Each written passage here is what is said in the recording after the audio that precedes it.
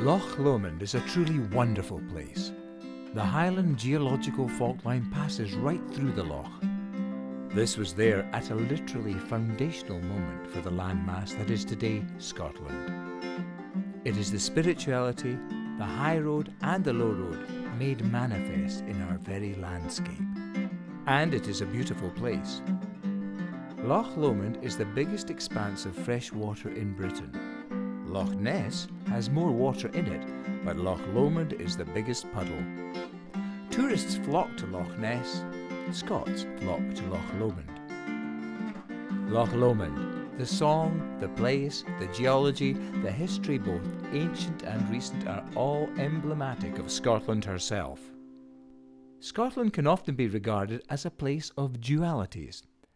It is not for nothing that The Strange Case of Dr. Jekyll and Mr. Hyde was written by a Scotsman. Dualities run through Scotland. Look at our churches, schools and universities. We are contemplative, learned, hard-working, educated people who invented and continue to invent just about everything.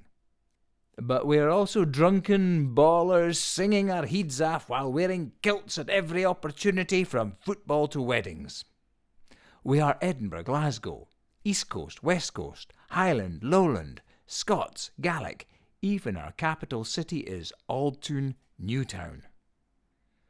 Loch Lomond is a microcosm and focus of much that is both the heart and spirit of Scotland. The Highland line that welds two halves of Scotland together was formed in a geological event 400 million years ago. But it was only sculpted into its present form in the last 2 million years, polished for presentation by receding ice sheets as recently as 12 to 14,000 years ago. But the Loch Lomond and Trossachs National Park is made of the very fabrics of Scotland. Permeable rock to the south and east of the line, and impervious rock to the north and west.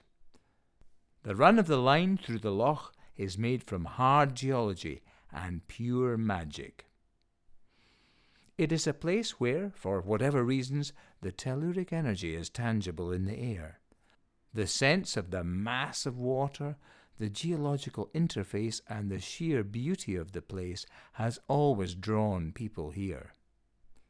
From earliest pagan beliefs, the Celtic Christian Church, the Britons, the Picts, the Scottish clans, to the current national park, Loch Lomond has drawn folk to her on both her high and her low road. On Inchcallach sits an ancient MacGregor graveyard, where despite other contenders for the honour, many folk believe that Rob Roy MacGregor is buried. Loch Lomond takes her name from the mountain Ben Lomond, in Gaelic Bain Lomond, which means beacon, or more literally luminous mountain, where beacons were lit for reasons of communication to both fellow man and the cosmos. As part of the Celtic fire festivals, such as the upcoming Beltane on the 1st of May, the summer was welcomed. The beasts were purified by fire. This might have helped remove parasites from their coats after winter confinement. And a connection between the sun and the earth may have been implied in ceremonial terms. Certainly there were orgies. 3 ancient kingdoms or cultures of Scotland met at boundaries around the head of Loch Lomond. Loch Lomond, just beyond the Falls of Falach, was the stone that marked the extent of the land of the Strathclyde Britons, and this area was the interface between them, the Scots of Argyll, and the Picts of much of the rest of Scotland. The modern village of Crianlarich, just north, means Heart of the Passes, but Loch Lomond is in many ways the heart of Scotland herself. This is the homeland of Rob Roy MacGregor and his clan of much put-upon MacGregors. Although they were persecuted, they weren't always that shy about dishing it out too. Rob Roy is a duality. He, like his landscape, is liminal.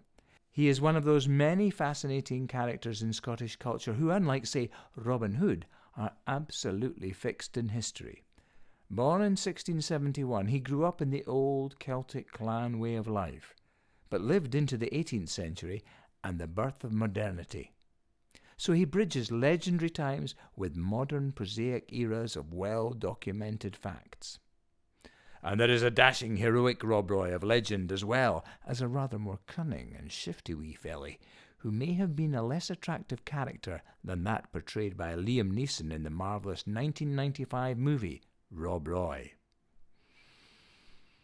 He was a cattle rustler, a thief, a blackmailer, a black market racketeer, a jackabout rebel, and an all-round decent chap.